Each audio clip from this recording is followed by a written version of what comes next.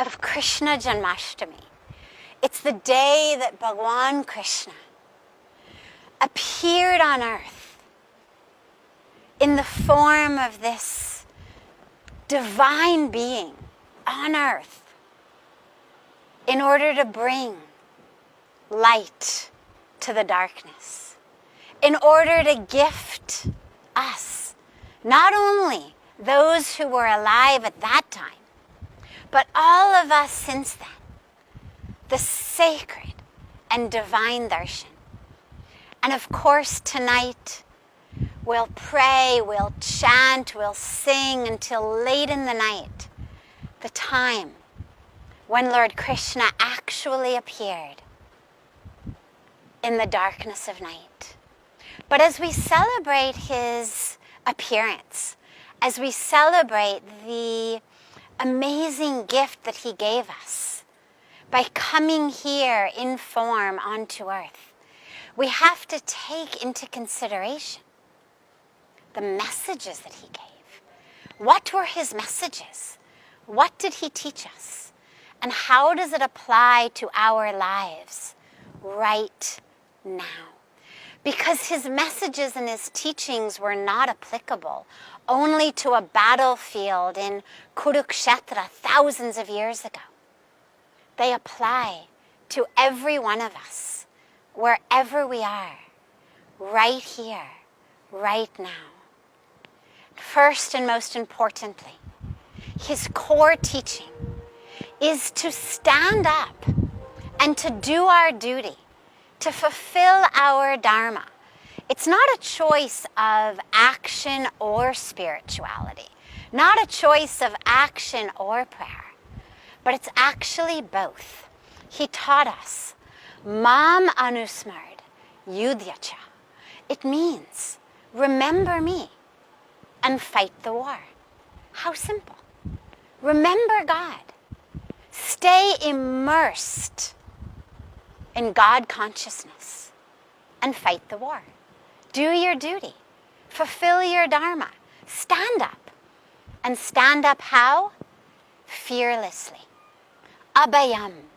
Fearlessness is this core teaching of the Bhagavad Gita. But not fearlessness in a reckless sort of way. Not fearlessness in a lack of caring sort of way. Fearlessness in the awareness that we're being carried in the hands of the divine. Fearlessness the way that a child has in the arms of their mother. So we stand up. This is not the time to sit this one out. So many people these days are talking about just maintaining enough peace until this is over. Whether the this is COVID, whether the this is economic collapse, whether the this is separation, violence, crime, environmental destruction, all of that which we're seeing and suffering from. But Bhagwan Krishna said, no, not the time to sit this one out. No, Arjun, you don't get to just go into a cave and avoid the war. Fight the war. But how? Remembering me. Immersed in God consciousness. Immersed in love for God. In bhakti, devotion. In gyan, wisdom. And in karma, action. Fulfilling our duties. But also with no attachment to the fruit of our labors. Just because I work sincerely, tirelessly, with love, with devotion, with wisdom, doesn't mean that what I want is going to happen. Doesn't mean that what I plan is going to happen. And this is where that other core teaching of the Gita comes in. Do your duty. Do your dharma. But with no attachment to the fruits. We must plant the seeds, water them, shine the sun upon them. But what blossoms, what sprouts, what gives flower, what gives fruit? Not in our hands.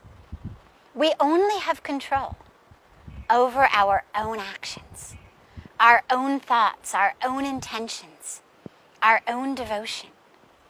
Not over that of others, not over the weather, not over the stock market, only over ourselves. And protect nature. Nature is sacred. One of my favorite teachings that he gives says, Patram pushpam phalam toyam, yo me bhaktya prayachati, tadaham bhaktyupratam ashnami prayatatmanaha.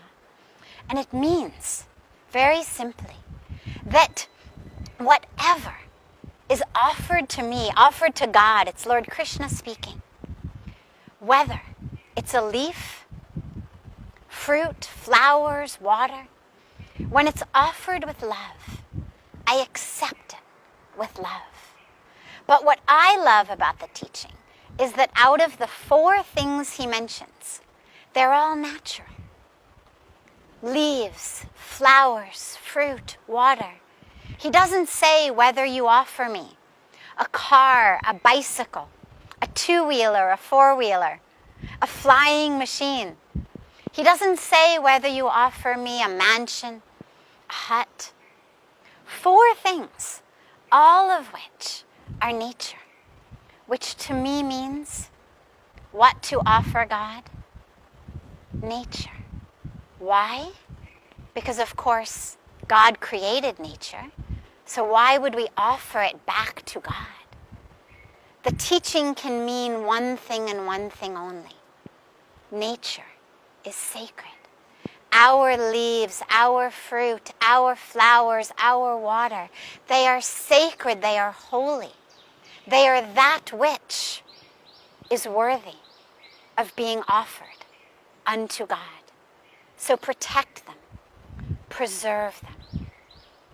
And lastly, on this sacred day, there's so many teachings, so many exquisite teachings that books and courses and degrees are rooted just in these teachings. But I'll give just one more.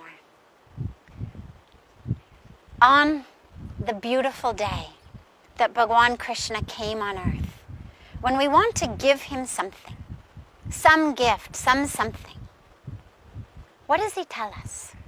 He tells us, Yat karoshi yadashnasi, yaj chahoshi dadasiyat, yat tapasyasi konteya, tat kurushwa madarpanam. It means, whatever you do, whatever you do, whatever you eat, whatever you perform, whatever you give, whatever you offer, everything you do, offer it to me. So what does Lord Krishna want from us? Everything. Every breath, every minute, every action, every thought, every word. In love, in devotion, in surrender, in purity, in action. Fearless action. Action with wisdom, gyan. Action with bhakti, devotion. Action surrendered to the divine as a tool, a vehicle, a vessel of the divine here on earth.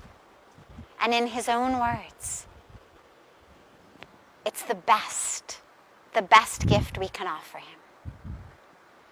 So much love to all of our family across the world on this sacred and holy day of Krishna Janmashtami, when we offer our love, our devotion, our surrender at the feet of Bhagwan Krishna.